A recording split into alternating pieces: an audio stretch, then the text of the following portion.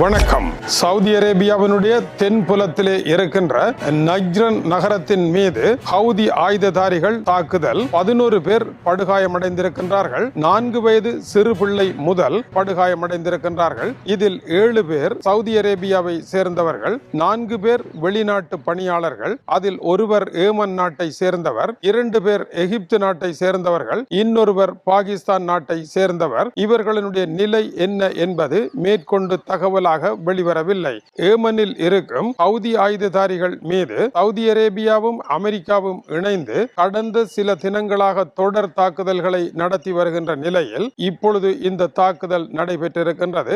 ஈராக்கில் இருக்கின்ற ஆயுததாரிகளினுடைய இடங்களை குறிவைத்து சவுதி அரேபியாவும் அமெரிக்காவும் நடத்திய தாக்குதலில் ஈரானினுடைய ரெவல்யூஷன் கார்ட் படைப்பிரிவை சேர்ந்த 4 இராணுவ நிபுணர்கள் அங்கு ஆலோசனைகளை வழங்கி கொண்டிருந்த பொழுது இந்த தாக்குதலை நடத்தி அந்த 4 மரணித்ததன் பின்னர் பழிவாங்கப்படும் என்று ஹவுதி ஆயுததாரிகள் கூறியிருந்தார்கள். அவர்கள் இப்பொழுது சவுதியினுடைய உள்ளக கட்டமைப்புகளை தவிர்த்து பொதுமக்கள் வாழும் பகுதியின் மீது இந்த தாக்குதலை நடத்தி இருக்கின்றார்கள். இந்த தாக்குதலுக்கு சில மணி நேரங்கள் முன்னதாக ஈரானினுடைய வழிகாட்டலின் பேரில் ஈராக்கில் இருக்கின்ற ஆயுத குழுக்களும் அதுபோல ஹவுதி ஆயுததாரிகளும் இணைந்து சவுதி அரேபியாவினுடைய பொதுமக்கள் வாழும் இடங்கள் உள்ளக கட்டமைப்புகள் மீது தாக்குதல்களை நடத்த திட்டமிட்டிருக்கின்றார்கள். எனவே எச்சரிக்கையாக இருங்கள் என்று அறிவிக்கப்பட்டிருந்தது. அது நடைபெற்ற சில மணி நேரங்களில் சவுதியினுடைய ஏவுகணை தாக்குதலில் சவுதி அரேபியாவில் இந்த நிகழ்வு ஏற்பட்டிருக்கின்றது. சவுதி அரேபியா இது குறித்து அடுத்த கட்டமாக என்ன செய்ய போகின்றது என்பதை பொறுத்திருந்தே பார்த்தல் வேண்டும். ஆனால் ஈரான் அமெரிக்கா போர்க்களத்தில் பழைய ஏமன் சவுதி போர் இப்பொழுது மீண்டும் மோசமான ஒரு நிலை நோக்கி நகர்ந்து கொண்டிருக்கின்றது. இந்த இடத்தில் புது வகையான தாக்குதல்களும் ஐரோப்பாவில் அதிகரித்துக் கொண்டு செல்லுகின்றது. ஆன்டி செமிட்டிசம் என்று கூறப்படுகின்ற யூதர்கள் மீதான துவேஷத்தை காட்டி அவர்கள் மீது தாக்குதலை நடத்துகின்ற சம்பவங்களானது ஐரோப்பா, பிரிட்டன் உட்பட பல இடங்களில் 21% அதிகரித்திருப்பதாக யூதர்களினுடைய பாதுகாப்பு தொடர்பான CST அறிக்கை வெளியாகி இருக்கின்றது. பிரிட்டனில் மட்டும் ஒவ்வொரு நாளும் 10 தடவைகள் யூதர்கள் தாக்குதலுக்கு உள்ளாகின்றார்கள். சோமாலியா நாட்டை சேர்ந்த 45 வயதான ஈசா சொலைமான் என்பவர் 2 யூதர்களை அவர்கள் யூத வழிபாட்டை ஈடுபட்டு வெளியே வந்த பொழுது அவர்களுடைய உடையை குறிவைத்து அவர்களை விரட்டி கத்தியால் குத்திய சம்பவம் பிரிட்டனில் அதிர்ச்சியை ஏற்படுத்தியது குறிப்பிடத்தக்கது. இதுபோல யூதர்களை கண்டால் தூஷண வார்த்தைகளால் திட்டுதல், அவர்கள் மீது அழுகிய முட்டைகளை வீசுதல், அவர்கள் மீது கைகளினால் தாக்குதலை நடத்துதல் என்று பலவேறுபட்ட கோணங்களில் யூதர்கள் மீதான தாக்குதல்கள் அன்றாடம் அதிகரித்தே செல்லுகின்றது. இது பெரும் பிரச்சனையாக இருக்கின்றது. பிரிட்டனை பொறுத்தவரையில் 250 மில்லியன் ஸ்டெர்லிங் பவுண்ட்ஸை மேலதிகமாக ஒதுக்கி லண்டன் பகுதியில் இத்தகைய தாக்குதல்களை தடுப்பதற்கு மேலதிகமாக 300 போலீசாரை நியமித்தாலும் பிரிட்டன் முழுவதிலும் இருக்கின்ற 3 லட்சம் யூதர்களை பாதுகாப்பது பிரிட்டன் போலீசாருக்கு இயலாத கடமையாக இருக்கின்றது. இஸ்ரேல் என்ற நாட்டை அமெரிக்கா என்கின்ற நாடு ஆயுதங்களினால் பாதுகாத்து நின்றாலும் இஸ்ரேலிய யூதர்கள் தெருவில் தனி மனிதராக நடக்கின்ற பொழுது மற்றைய அவர்களுக்கு எதிரான தனி மனிதர்களுடைய தாக்குதல்களை அவர்களினால் தவிர்க்க முடியாமல் இருக்கின்றது. இது ஜெர்மன் தொடக்கம் பிரான்ஸ் வரை டென்மார்க் தொடங்கி பல இடங்களில் பெரிய மனித வெறுப்பாக மாறிக்கொண்டிருப்பதாக அந்த அறிக்கை கூறுகின்றது. ஈரான் அமெரிக்க போர், இஸ்ரேல் காசா போர், இதனுடைய வெறுப்பலைகள் இப்பொழுது சர்வதேச வெறுப்பலைகளாக மாறிக்கொண்டிருப்பதன் அடையாளமாக இது இருப்பதாகவும் இதை எப்படி தடுப்பது என்பது தெரியாத நிலை இருப்பதாகவும் தெரிவிக்கப்படுகின்றது. இதற்கிடையில் சவுதி அரேபியாவை பொறுத்தவரையில் இந்த போரை எதற்காக விரும்பாமல் இருக்கின்றது என்பதற்கு ஆதாரமாக சவுதி விஷன் 2030 என்பது அறிமுகப்படுத்தப்பட்டு இருக்கின்றது. எதிர்காலத்தில் எரிபொருள் வர்த்தகம் என்பது இல்லாமல் போகக்கூடிய ஒரு சூழ்நிலை இருக்கின்றது.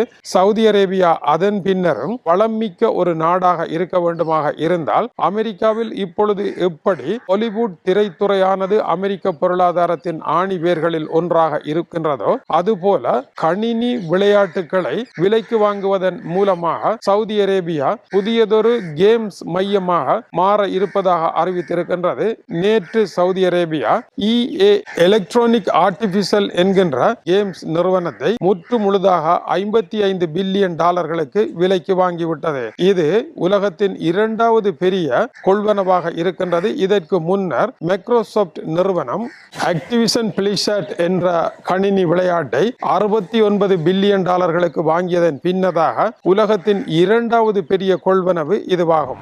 உலகத்தின் கேம்ஸ் என்று கூறப்படுகின்ற சிறுவர்கள் பெரிய அளவில் விளையாடுகின்ற இந்த நிகழ்ச்சி திட்டங்களில் முதலாவதாக EA ஸ்போர்ட்ஸ் பழைய ஃபீபா கேம்ஸை கொண்டது, த சிம்ஸ் இரண்டாவது, மூன்றாவது பேட்டில் ஃபீல்ட், நான்காவது நீட் ஃபார் ஸ்பீட், ஐந்தாவது மொடர்ன் NFL ஆகிய கேம்ஸ்களை சவுதி அரேபியா விலைக்கு வாங்கி இருக்கின்றது. இது தவிர $38 பில்லியன் மேலதிகமாக உருவாக்கி சவுதி இளவரசர் மேலும் உலகத்தை கவர்ந்தெழுக்கக்கூடிய 30 பெரும் கேம்ஸ்களை உருவாக்க இருப்பதாக அறிவித்திருக்கின்றார். ஸ்போர்ட்ஸ் என்பதை ஒலிம்பிக்குடன் இணைத்து சவுதி அரேபியாவில் பெரும் பண செலவில் 500 கோடி இந்திய ரூபாய்களில் புதிய ஆட்டங்களை ஆரம்பிக்க இருக்கின்றார்கள். கேம்ஸில் வெற்றி பெறுபவர்களுக்கான ஒலிம்பிக் பதக்கங்களை போன்ற பதக்கங்களை வழங்குவதற்கு சவுதி அரேபியா முன்வந்து சவுதியை உலகின் மத்திய மையமாக மாற்றுவதற்கு முயன்றிருக்கின்றது. அமெரிக்காவிற்கு ஹாலிவுட் என்றால் சவுதி அரேபியாவிற்கு கேம்ஸ் என்கின்ற நிலையை உருவாக்குவதற்கு சவுதி மன்னர் MBS முயற்சிகளை எடுத்திருக்கின்றார். அதன் ஓர் அங்கமாகவே இது இருக்கின்றது. உலகத்தின் புகழ்பெற்ற விளையாட்டு வீரர்களாகிய கிறிஸ்டியானோ ரொனால்டோ, நெய்மார், கரீம் பென்சிமா போன்றவர்களை இப்பொழுது சவுதி அரேபியா வாங்கி இருக்கின்றது. சவுதி இளவரசரனுடைய சவ்வி கேம்ஸ் குரூப் என்கின்ற நிதியத்தின் மூலமாக இவற்றையெல்லாம் வாங்கி குவித்து கொண்டிருக்கின்றது சவுதி அரேபியா. இதுபோல 2034 உலக கிண்ண உதைபந்தாட்டமும் சவுதி அரேபியாவில் நடைபெற இருக்கின்றது. குத்துச்சண்டை போட்டியில் உலக மையமாக சவுதி அரேபியாவுடைய தலைநகர் ரியாட்டை மாற்றுவதற்கும் மல்யுத்த போட்டியை நடத்துவதற்கும் இதுபோன்ற விளையாட்டுகளின் மூலமாக சவுதியின் வருமானம் மிகப்பெரிய அளவில் மாற்றி அமைப்பதற்கும் சவுதி அரேபியா முயற்சிகளை எடுத்துக்கொண்டிருக்கின்றது. இது சவுதியினுடைய ஆயில் விற்பனைக்கு அப்பால் சவுதியினுடைய பெரு வருமான தொழில்களாக இது மாற்றமடைந்து கொண்டிருக்கின்றது. அந்த நிலையில் ஈரானினுடைய தாக்குதல்களும் வருவதை சவுதி அரேபியா விரும்பவில்லை. சவுதி அரேபியாவினுடைய இலட்சியம் இப்பொழுது ஈரானுடன் யுத்தம் புரிவது அல்ல, சவுதி அரேபியாவை எதிர்காலத்தில் இதே செல்வந்த நாடு போல இருப்பதற்கான ஏற்பாடுகளை செய்வதே சவுதியின் இலட்சிய கனவாக இருக்கின்றது. ஆகவேதான் டொனால்ட் ட்ரம்பிடம் தேவையில்லாத போரை நிறுத்துங்கள் என்று சவுதி இளவரசர் கூறி இத்தகைய விளையாட்டு முயற்சிகளிலும் அமெரிக்காவினுடைய பெரும் கேம்ஸ்களை எல்லாம் விலைக்கு வாங்குவதன் மூலமாக உலக நாடுகள் அதிசயிக்கக்கூடிய வகையில் சவுதி அரேபியா திசை திரும்பி கொண்டிருக்கின்றது. ஜப்பான் போன்ற நாடுகள் பெரும் தொழில்நுட்ப உற்பத்தியை கொண்டிருந்தாலும் பெரும் கடனில் மூழ்கி போயிருக்கின்ற நிலையில் சவுதி அரேபியா என்கின்ற கப்பலை மூழ்க விடாது தடுக்கின்ற சவுதி இளவரசரனுடைய பணிகள் மற்ற உலக தலைவர்களுக்கு ஒரு முன்மாதிரியாக இருப்பதையும் கவனிக்க முடிகின்றது. வணக்கம் உறவுகளே. சுந்தோஸ் முகமது இம்தியாஸ் என்ற எனது யூடியூப் சேனலை சப்ஸ்கிரைப் செய்யுங்கள். நன்றி உறவுகளே.